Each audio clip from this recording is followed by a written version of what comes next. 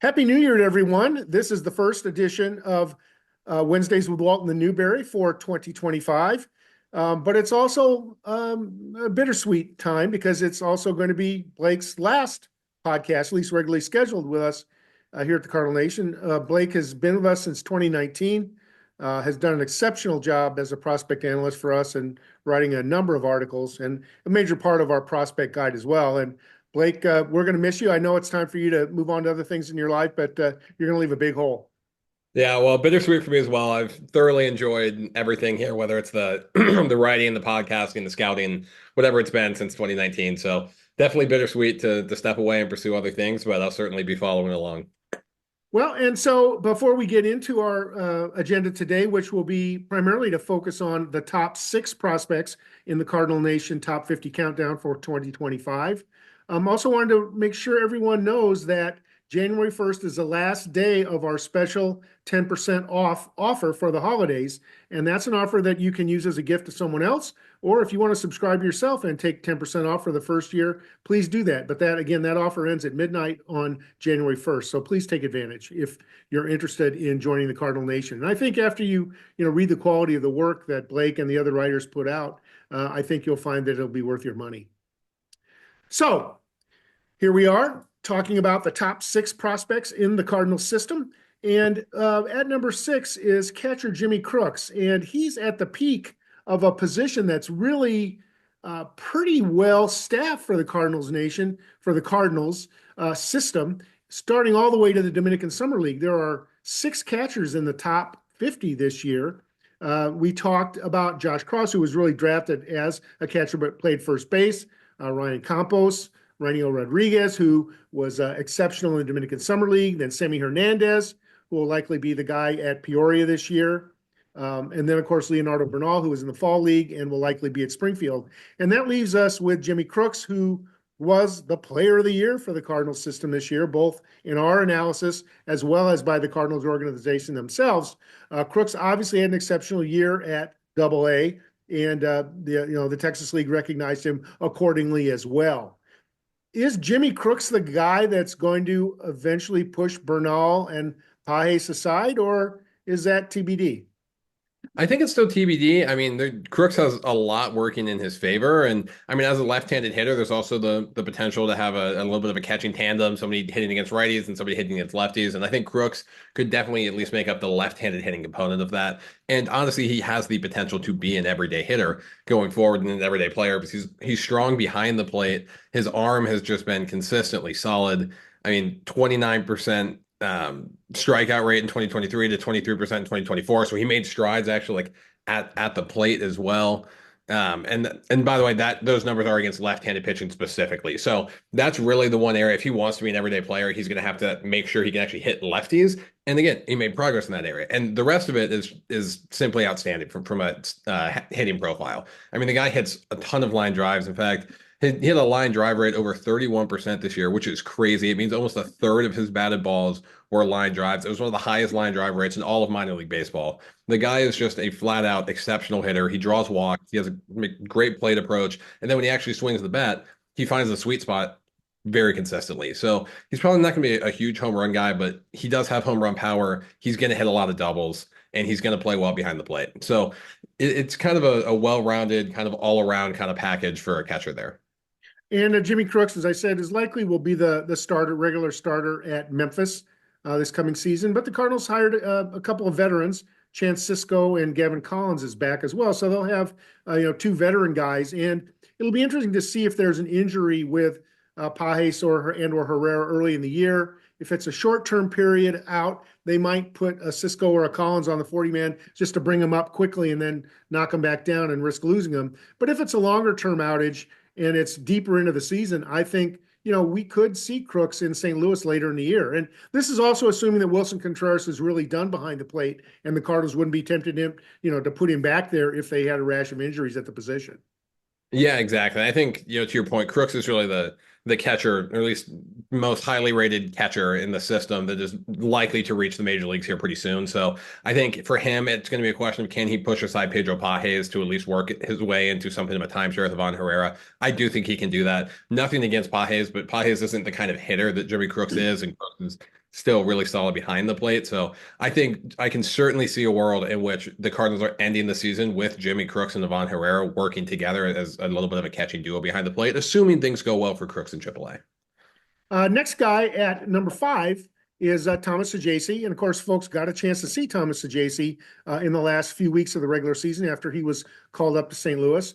A tremendous hitter, dominated the Texas League in 2023, was a player of the year in that league. Struggled a little bit more with Memphis this year, but due to some injuries and some opportunities, the Cardinals brought him up, gave him some experience, Thomas Saggese, late in the year, and then he went down to the Arizona Fall League and performed very well in that environment. Now, the Cardinals have fewer options at second base than they did before. Certainly, Tommy Edmonds out of the organization.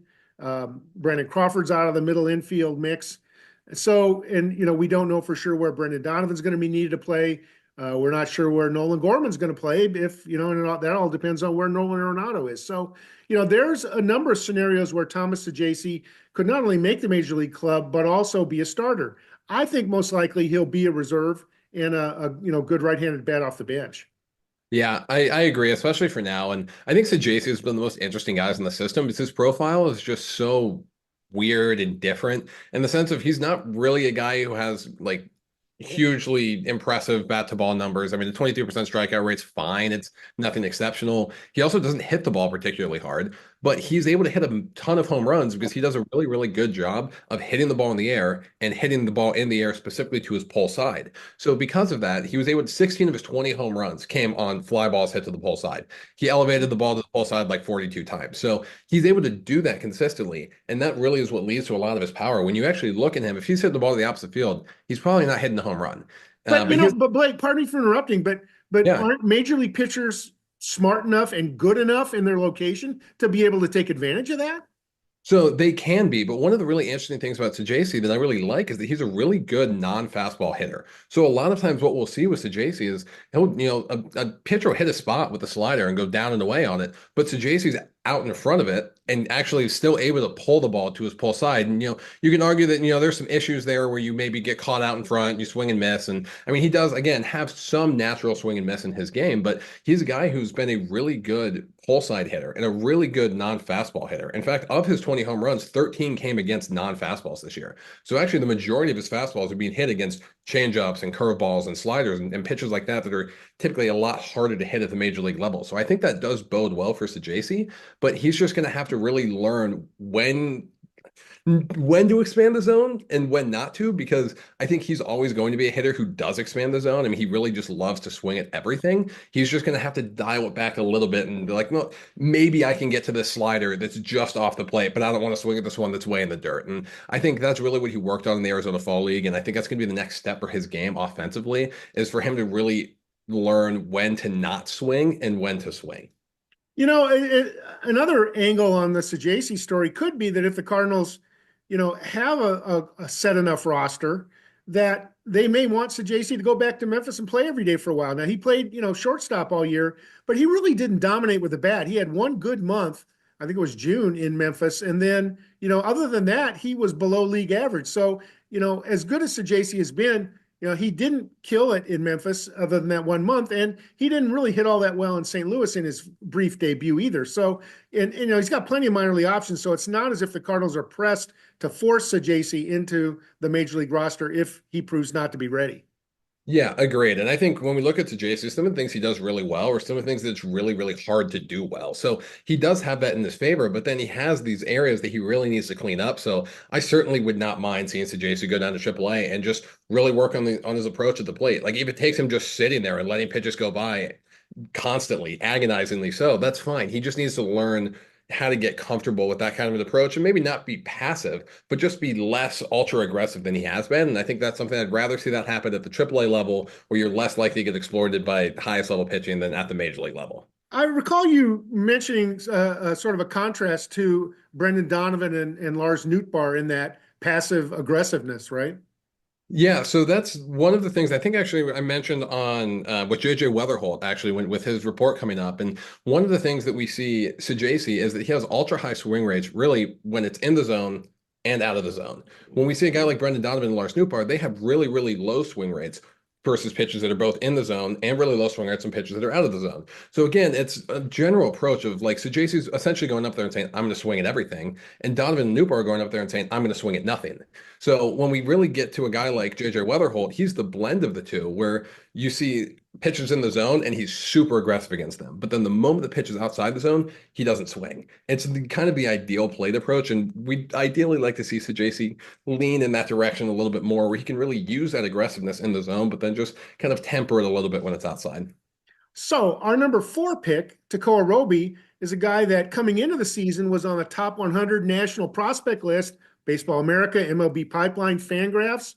But Roby didn't have a great season in his first year in the system. He didn't get into action with Springfield until mid-May, and he pretty quickly moved on to he started the season with Springfield, and in mid-May, his shoulder problems came back, and he went on the injured list and didn't appear again until mid-August, till late August. So May 14th until August 28th, Tekoah Roby didn't appear. He made 3 short rehab appearances at Palm Beach at the end of the year, and then the Cardinals basically closed him down after just 50 innings. Roby was a guy I would like to have seen to go down to the fall league again just to get some more work, but it was pretty clear the Cardinals wanted Roby to rest and try to come back this winter. Of all our picks in the top 20 or so, I would say that the fan questions or pushback on Roby being ranked as high as number 4 is probably the one that drew the most attention. What do you think? Are we late to recognize that Roby's shoulder is going to be an ongoing problem for him, or is he going to find a way to get to the major league and reach his potential? I still think there is a viable path towards him reaching the major leagues and being an impact player, which is why I had him ranked inside the top 5 and my own personal rankings as well. So I think a lot of it with Roby, like the injury questions are there. And that comes with two questions. Honestly, it's, can the shoulder get healthy? And if the shoulder gets healthy, is his stuff going to be at the same level that it has been in the past? And I think those are really the questions he needs to answer. So I can understand, anybody that wants to bump him lower in the rankings. I think that's fair, especially for a player with as checkered of an injury history as Roby. But when I look at Roby, I still think he's one of the maybe 3 highest upside pitchers in the system. And I still think that upside has to count for something. Still has that killer curveball. Yeah, still has the killer curveball. And I mean, he has a changeup that's flashed 19 inches of arm side run, which is a huge bat missing pitch. He has a fastball that's been up to 99 and could sit mid 90s with 17, 18, 19 inches of riding life on it. Like, he has the basis of a guy who can still pitch near the top of a rotation.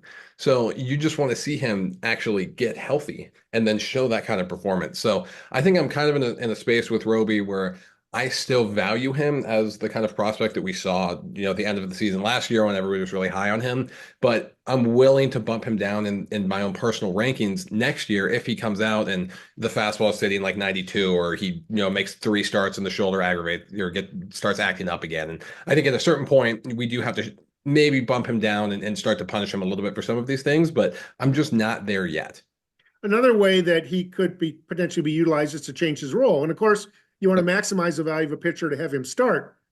But if a guy can't be healthy enough to pitch every 5th day, when do you look at him as a reliever potentially? And again, we don't know enough about the nature of his problem to know whether throwing more often will be bad for his shoulder or better. Yeah, exactly. And I mean, I think that's still one of the reasons why I'm willing to keep Roby where we have him, is because even if he moves to a bullpen role, it's going to be a high leverage bullpen role. He has the stuff to be a closer at the major league level. And I still think if you get a guy, I mean, obviously not Ryan Helsley level because you don't get those too often, but if you get a guy who can be a reliable closer at the major league level, I still think that's probably a top 5 prospect in the system. So, and to that end, Baseball America every year posts their projection of what the Cardinals lineup, a team's lineup will be, in this case, the Cardinals, obviously, in 2028. And they have Tekoah Roby listed as the Cardinals closer for what that's worth.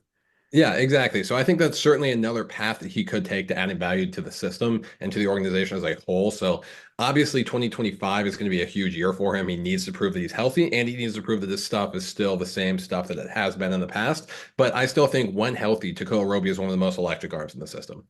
So another guy that's had some injuries slow his progress is our number 3 prospect, Tink. And he's a guy that you believe should be the number 2 prospect in the system. I'm not there. Not that I don't have a lot of respect for what Tink can do when he's on the mound, but as Roby threw 50 innings, Hentz was only able to throw 80 innings this year, still not able to pitch deep into games. had sort of a mysterious injury that they didn't really at least pinpoint publicly, but caused him to miss almost 2 months in the middle of the season. And Tink Hence is a guy that when he's on the mound has dominated Double-A pitching, but yet isn't pitching deep into games. And at some point in time, the Cardinals have to make a decision on a guy who was drafted in 2020. How are they going to push Tink Hence forward? Are they going to push him forward as a 3 or 4 inning starter, as a reliever? What's going to happen for him to get him in the major leagues and take advantage of the capabilities that he has, which are considerable? Yeah, exactly. I mean, I think it's kind of similar to the Roby discussion we just had. Obviously, just not quite to the same level because Roby has a much more extensive injury history than Hence does. But I still think Hence has a path forward as a starter. I still want to see him be a starter.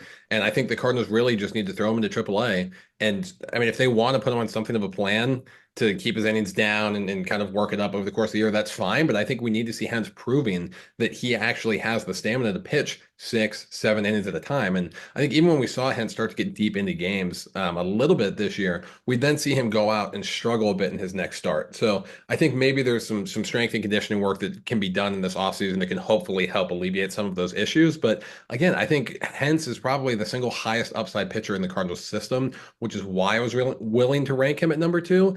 I'm still high on Tink Hence being a starter long term, which is also influencing my view a little bit. But I certainly think that Quinn Mathews is the most surefire, sure bet, like mid-rotation starter that the Cardinals have. And I think that's why it's fair to argue for Mathews over Henson. It's why I at least see them as kind of being in a similar tier. Like in my mind, it's JJ Wetherholt up here, and then you have Henson and Mathews. Yep. Henson Mathews in a tier, and then it's like Roby and everybody else below them. Here's why I went in the direction of Quinn Mathews. If you look at since Tink Hence became a professional, of course, 2020 season nobody played because of COVID. But since he started in 2021, he's thrown about 230 some innings. Tink Hence, including his time in college. In that same time period since 2021, Mathews has thrown 450, almost 450 innings, and Michael McGreevy's thrown almost 550 innings. So, you've got a guy, Tink Hence, who's been babied ever since he's been in the system. He's gained about 20 pounds, but he's always going to be slight of build. And at some point in time, I think the Cardinals have to say, hey, let's get what we can from Tink Hence. He's still only 22, but he's been a professional since 2020. So, at what point in time are they going to say, hey, we need to get what we can from the guy rather than continuing to baby him? Because I don't know. I guess they can bump him up to AAA to start the year and see, allow him to go 3, 4, maybe work up to 5 innings and hope he stays healthy. Yeah, and I think there's also a path that the Cardinals might consider next year, which is putting him at AAA in the AAA rotation, letting him get up to like 70 innings or so, and then promoting him to the major leagues and letting him pitch out of the bullpen. It would be a great way for him to get his feet wet, to not let the innings count get up too high, and then potentially puts him as in a potential path to gain a rotation spot in 2026. So I think that's an option if he can stay healthy and obviously have the same level of success that he had in Double-A. But I think when you look at Tink Hence, between the stuff and the command, he's a major league pitcher already. He just simply needs to prove that he can handle the workload.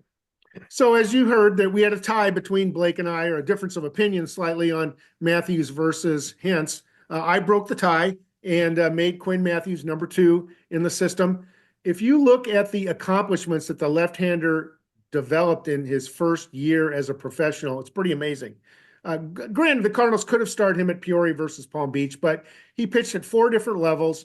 Pitcher of the year in the organization from us and the Cardinal organization. Minor league pitching prospect of the year for MILB.com. Minor league debut of the year, MILB.com. First all MILB team.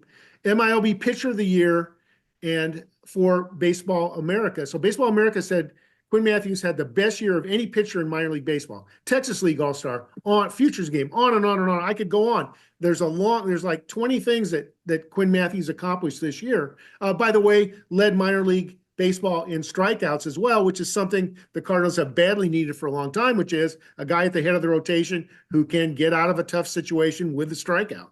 What's left for Quinn Mathews to prove? Honestly, not a lot. I think one of the only weaknesses, honestly, that I was able to dig up in his profile is, I mean, we obviously can look at the issues that he had in AAA.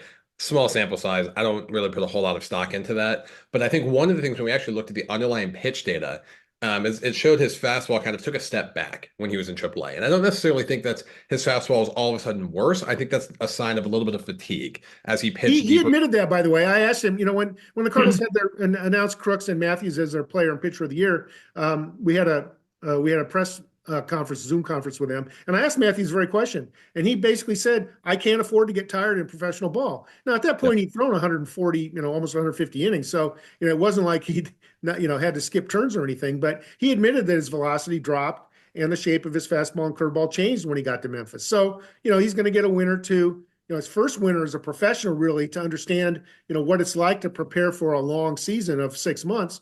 And, you got to hope and think that he'll be ready to go in the spring.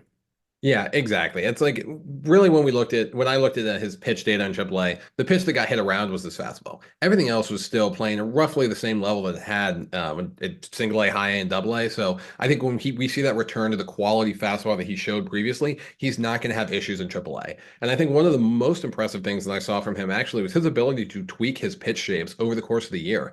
I know we actually talked about the fastball losing velocity. The slider actually gained velocity in AAA, and it actually had more riding life to it. It's almost like a cutter slider hybrid kind of thing, and it actually played really effectively. And he actually showed a better changeup in AAA than he did when he started the season in Single A. He had 300 RPMs less of spin. He had significantly more drop to it, and he was throwing it harder. So again, he's a guy who really has tweaked himself throughout the year, and I think that's not gotten a ton of attention, but his slider and his changeup both made legitimate improvements, and his fastball obviously took off since his college days. So I think he's only actually getting better as a pitcher, and I'm really, really excited to see how quickly it takes for him to actually reach the majors, because I don't think it should take him that long. So after Quinn Mathews at number two, of course, comes JJ Wetherholt at number one, as Blake mentioned. Everybody knows the first rounder for the Cardinals in 2024 from West Virginia. Was a guy that before he suffers some hamstring injuries during the season, was discussed as a potential number one overall pick. So the Cardinals, of course, were delighted to get Wetherholt at number seven. They put him at Palm Beach to start a little slowly, came on like gangbusters late in the season and in the postseason. What is it about Wetherholt that makes him sort of the second baseman of the future for the Cardinals, of course, because the Cardinals already have a shortstop of the future? Yeah, and I think honestly, it's just that Weatherholt can do everything. I mean, he makes a lot of contact, but as we actually mentioned earlier, his swing decisions are the best in the Cardinal system, hands down. It's not even close. He's super aggressive in the zone. He sees the pitch that he can hit, and he absolutely crushes it every time. And the moment the pitch is even like an inch off the plate, he doesn't swing. Super low chase rates, super high end zone swing rates. It's the ideal combination of plate discipline metrics for a guy who can hit the ball as well as Weatherholt can. And even though he's not that big of a guy, he still puts up pretty loud exit velocities. The high end exit velocities are maybe more like above average than plus or double plus, but his barrel control makes his power just play up. If he can hit balls at 108 miles per hour, he's hitting them about 105 miles per hour pretty much every time it goes up to the plate. I think in college, his hard hit rate, which is balls that hit above 95 miles per hour, was like 60%. At Palm Beach, it was like 55%. So he's hitting the majority of his batted balls over 95 miles per hour, which is really what it takes to hit home runs. And he's a guy who just consistently crushes the ball. He crushes it on a line. He makes great swing decisions. He doesn't strike out. He takes a lot of walks. So there's kind of just an all-around impact bat profile there. So I think there's a lot to like there. And then when you even look at him defensively, he's probably not a long-term shortstop, and he won't have to be because the Cardinals have Mason Wynn, but he stood up there pretty well this year. So I think when he moves to second base full time, which will happen eventually, he's still going to be an above average defender over there. So again, you're looking at a guy who can stick up the middle, give you above average defense, and then has a legitimate chance to be like a two spot in the order, somewhere in the top to middle of the order kind of hitter. So definitely an impact player. I've seen some who are high on Saggese say that Wetherholt might be the third baseman of the future. I don't know that we've seen him play there any, but if he has enough arm to play shortstop, you'd think he might have enough arm to play third. It's possible. And I mean, I would love to see the Cardinals have that problem where you have just too many good young infielders that you don't know what to do with them. But again, I think Weatherholt has the athleticism to move to third if he needs to. If he can play second, he can play short. It's just a question of does he have the arm strength? And I've seen him make, throws from deep in the hole and at short, going back on the ball and still fire a rocket to first base. So I personally would think that he has the ability to play third base if he needs to. But I think the Cardinals are probably just going to leave him alone and let him and Mason Wynn be the middle infield tandem of the future. So there you have it, JJ Wetherholt, prospect number one. While the countdown will be complete, there are still a number of articles that will follow where we compare Blake. You can compare my scores with Blake's. You can compare who's rising and who's falling year to year. We go back and look at the guys from last year. and take bows or eat some crow where needed, where we might have missed. We look at the top players by position in the system. And then a number of players that we liked on our individual list but didn't make the top 50. So there's a bunch of articles still coming up. In addition to an article where I look back at the players who died, who passed away, former Cardinals in the system, our stories of the year, top 10 stories of the year, our view of what next year's 5 top stories are. So there's a lot of articles to sort of fill this time where there's not a lot going on, of course, until winter warm up about 3 weeks from now. And I'll be reporting from there as well. So a lot to look backward and forward at here at the Cardinal Nation. Again, as I mentioned at the beginning, our 10% offer expires at the end of the day on January 1st. So if you're thinking about joining, now would be the time to do it. And I will close this first edition in 2025 by again thanking you, Blake, for your many contributions. And I want to wish you nothing but the best in the future.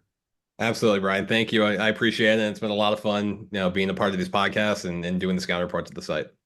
All right. Well, we'll touch bases again down the road, and we'll talk to everyone next time around. Thank you for listening.